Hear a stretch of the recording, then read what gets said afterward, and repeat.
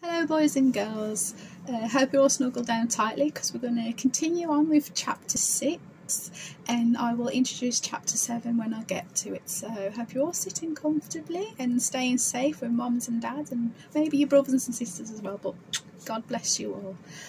So I'm going to continue where we left off from Alice talking to the Cheshire Cat. Cheshire, Puss, she began, rather timidly, as she did not know whether he would like the name, however. It only grinned a little wider. "Come, it's pleased so far," thought Alice, and she went on. "Would you tell me, please, which way I ought to go from here?" "That depends a good deal on where you want to go," said the cat. "I don't much care where," said Alice. "Then it doesn't matter which way you do go," said the cat. "So long as I get somewhere," Alice added as an explanation. "Oh, you're sure to do that," said the cat, "if only walk along enough." Alice felt that this could not be denied. She tried another question. "What sort of people live about here?" "In that direction," said the cat, waving its right paw, "lives a hatter, and in that direction," waving the other paw, "lives a March hare. Visit either way you like. They're both mad." "But I don't want to go among mad people," Alice remarked. "Oh, well, you can't help that," said the cat. "We're all mad here." "I'm mad? You're mad?" "How do you know I'm mad?" said Alice. "You must be," said the cat, "or you wouldn't have come here." Alice didn't think that proved it at all. However, she went on, "And how do you know that you're mad?" "To begin with," said the cat, "a dog's not mad. You grant that?" "I suppose so," said Alice. "Well then," the cat went on, "you see, a dog growls when it's angry and wags its tail when it's pleased. Now, I growl when I'm pleased and wag my tail when I'm angry, and therefore I'm mad." "I call it purring, not growling," said Alice. "Call it what you like," said the cat. "Do you play croquet with the Queen today?" "I should like to very much," said Alice, "but I haven't been invited yet." "You'll see me there," said the cat, and vanished. Alice was not much surprised at this. She was getting used to the queer things happening. And while she was looking at the place where it had been, it suddenly appeared again. "By the way, what became of the baby?" said the cat. "I nearly forgotten to ask." "It turned into a pig," Alice quietly said, just as if it came back in a natural way. "I thought it would," said the cat, and vanished again. Alice waited a little, half expecting to see it again, but it did not appear, and after a minute or two she walked in the direction of the March hare was said to live. "I've seen hatters before," she said to herself.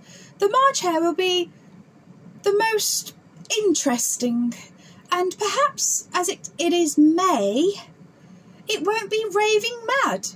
At least, not so mad as it was in March."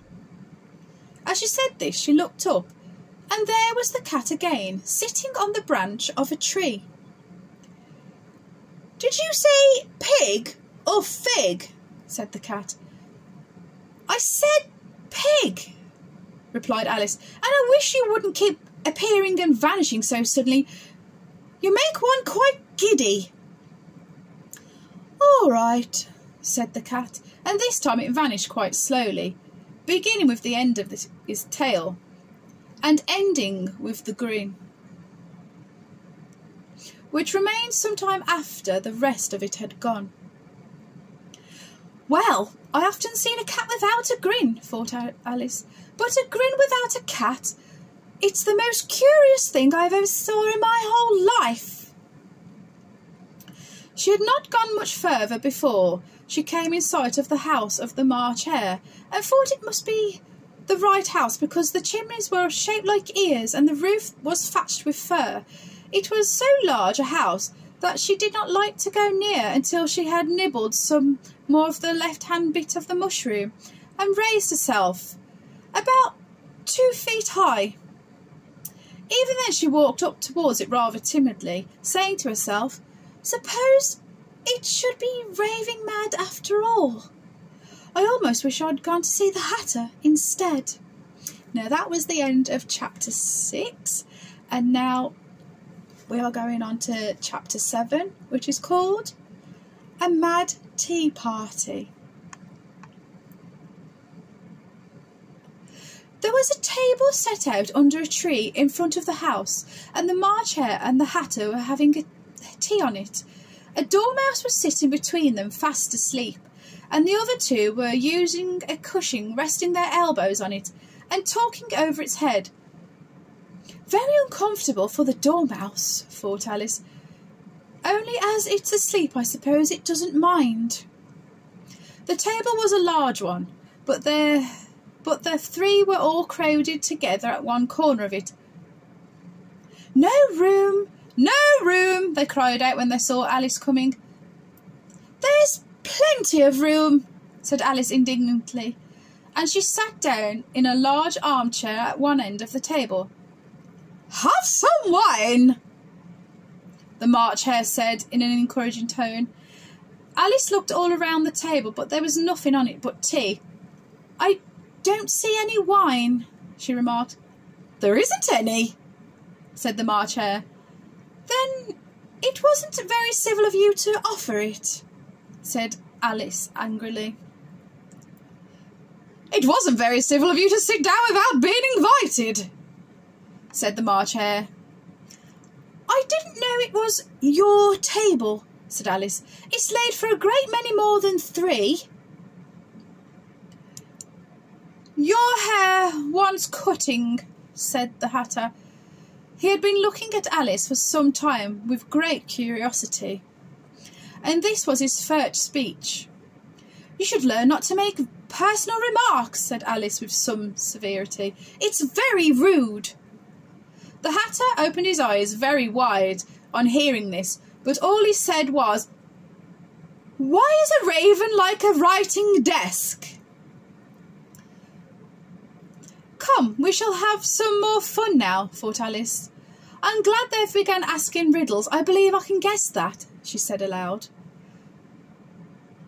"Do you mean that you think you can find out the answer to it?" said the March Hare. "Exactly so," said Alice. "Then you should say what you mean," the March Hare went on. "I do," Alice hastily replied. At least I mean what I say. That's the same thing, you know." "Not the same thing a bit," said the Hatter. "Why, you might just as well say, 'I see what I eat' is the same thing as 'I eat what I see.'" "You might just as well say," added the March Hare, "that 'I like what I get' is the same thing as 'I get what I like.'" "You might just as well say," added the Dormouse, which seemed to be talking in sleep, "that 'I breathe when I sleep' is the same thing as 'I sleep when I breathe.'" "It is the same thing with you," said the Hatter, and here the conversation dropped, and the party sat silent for a minute while Alice thought over all what she could remember about ravens and writing desks, which wasn't much. The Hatter was the first to break the silence. "What day of the month is it?" he said, turning to Alice, as he had taken his watch out of his pocket and was looking at it uneasily, shaking it every now and then and holding it to his ear. Alice considered a little, and then she said, "The 4th." "2 days wrong," sighed the Hatter. "I told you butter would not suit the works," he added, looking angrily at the March Hare. "It was the butter, the March Hare meekly replied. Yes, but some crumbs must have gotten in as well, the Hatter grumbled. You shouldn't have put it in with a bread knife. The March Hare took the watch and looked at it gloomily. Then he dipped it into his cup of tea and looked at it again. But he could think of nothing better to say than his first remark. It was the best butter, you know. Alice had been looking over his shoulder with some curiosity. What a funny watch, she remarked. It tells the day of the month and doesn't tell you what o'clock it is. Of course not. Why should it? Muttered the Hatter. Does your watch tell you what year it is? Of course not, Alice replied very readily.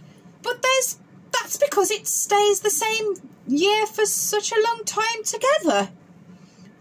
Which is just the case with mine, said the Hatter. Alice felt dreadfully puzzled. The Hatter's remark seemed to have no meaning in it, and yet it was certainly English. I don't quite understand, she said as politely as she could. The Dormouse is asleep again, said the Hatter, and he poured a little hot tea upon its nose. The Dormouse shook its head impatiently, "Pugh!" and said without opening its eyes, "Oh, of course, just what I was going to remark myself." Have you guessed the riddle yet? The Hatter said, turning to Alice again. No, I give it up, Alice replied. What's the answer? I haven't the slightest idea, said the Hatter. Nor I, said the March Hare. Alice sighed wearily. I think you might do something better with the time, she said, than wasting it asking riddles with no answers. If you know time as well as I do, said the Hatter, you wouldn't talk about wasting it. It's him. I don't know what you mean, said Alice. Of course you don't, said the Hatter, tossing his head contemptuously. I dare say you never spoke to time. Perhaps not, Alice cautiously replied, but I know I have to beat time when I learn music. Ah, that accounts for it, said the Hatter. He won't stand beating now. If you only kept on good terms with him, he'd do almost anything you liked with the clock. For instance, suppose it were 9 o'clock in the morning. Just time to begin lessons. You'd only have to whisper a hint of time, and round goes the clock in a twinkling 1:30 for dinner. I only wish it was, the March Hare said to itself in a whisper. That would be grand, certainly, said Alice thoughtfully, but then I wouldn't be hungry for it, you know.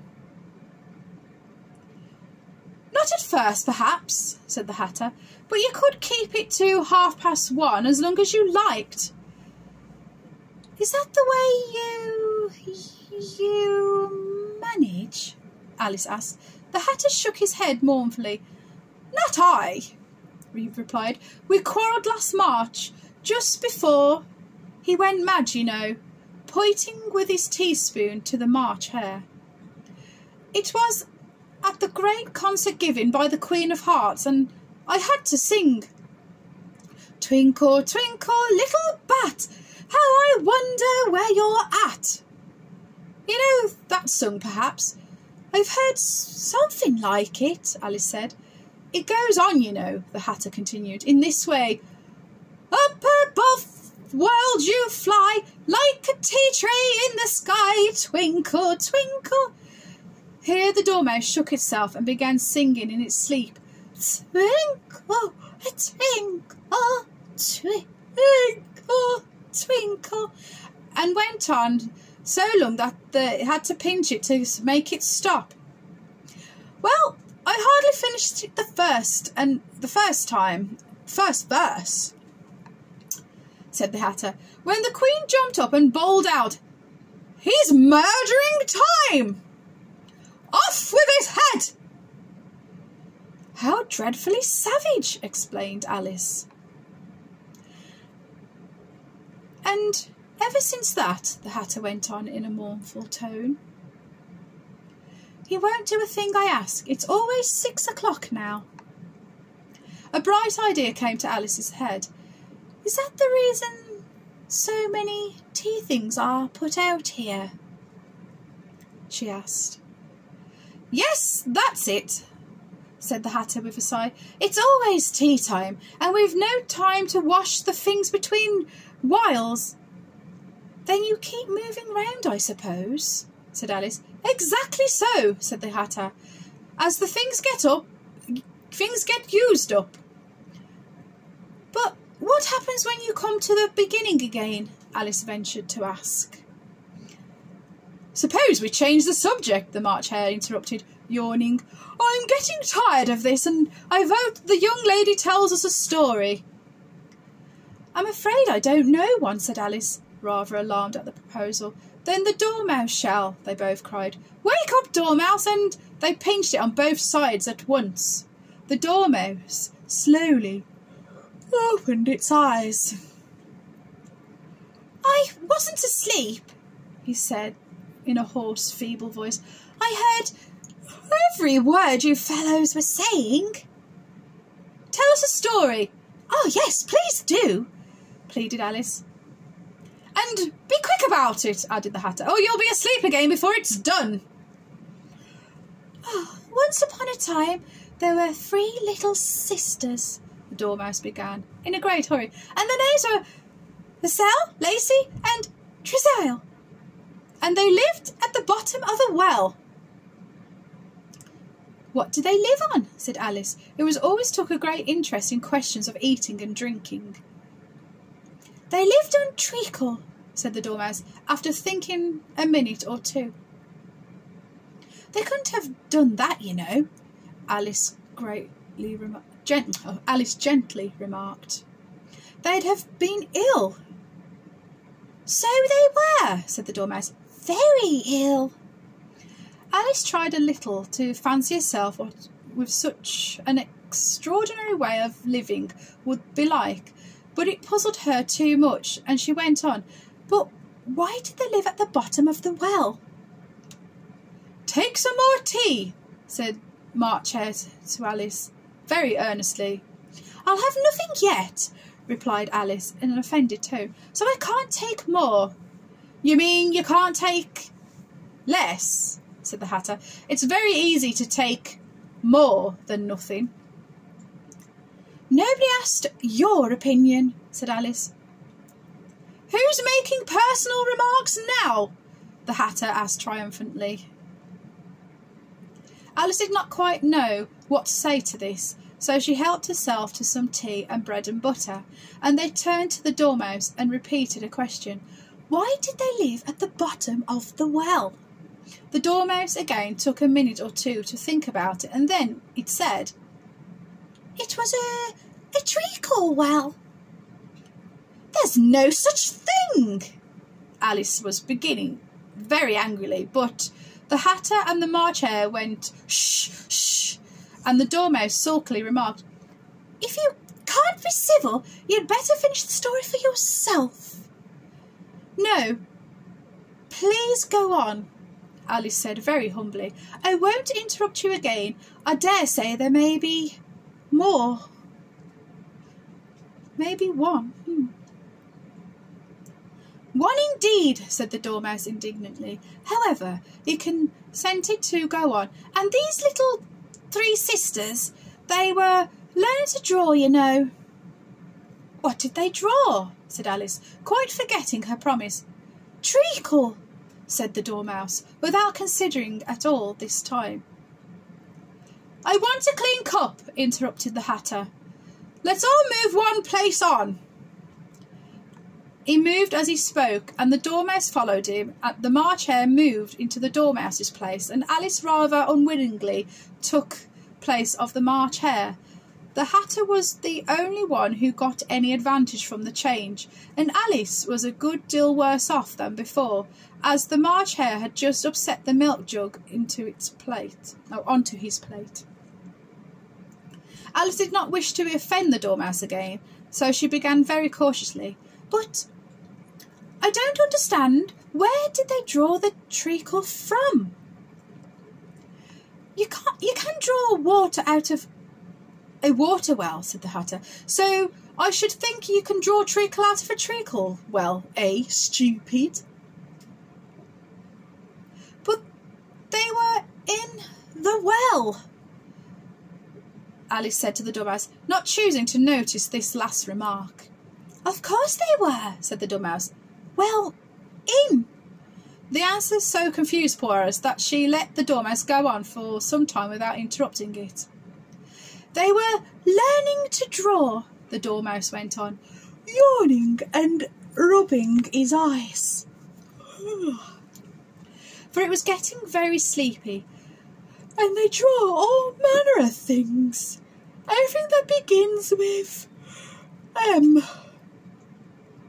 Why with an M? Why not? Said the March Hare. Alice was silent. The Dormouse had closed its eyes by this time, and was going off into a doze, but on being pinched by the Hatter it woke up again with a little shriek, Eep! And went on, that begins with an M, such as mousetraps and the moon and memory, which is, when I say things are much of a muchness. Did you ever see a thing as drawing a muchness? Really, now you ask me, said Alice, a little confused. I don't think. Then you shouldn't talk, said the Hatter. This piece of rudeness was more than Alice could bear. She got up in the greatest disgust and walked off. The Dormouse fell asleep instantly, and neither of the others took the least notice of her going, though she looked back once or twice, half hoping that they would call after her. The last time she saw them, they were trying to put the Dormouse into the teapot. At any rate, I'll never go there again, said Alice as she picked her way through the wood. It's the stupidest tea party I was ever at in my whole life. Just as she said this, she noticed that one of the trees had a door leading right into it. That's very curious, she thought, but anything curious today.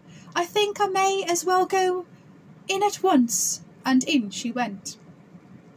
Once more she found herself in a long hall, enclosed to a little glass table. Now I'll manage better this time, she said to herself, and began by taking the little golden key and unlocking the door that led into the garden. Then she set to work nibbling at the mushroom. She had kept a piece of it in her pocket, till she was about a foot high. Then she walked down the little passage, and then she found herself at last in its beautiful garden amongst the bright flower beds and the cool fountains. Well, that's the end of chapter 7, so I hope you've been enjoying the little journey. The next chapter, chapter 8, is the Queen's Croquet Ground, so can only imagine what happens there, can't we? So good night to one and all. I hope you are all keeping well, and God bless you all. Night night. Night night.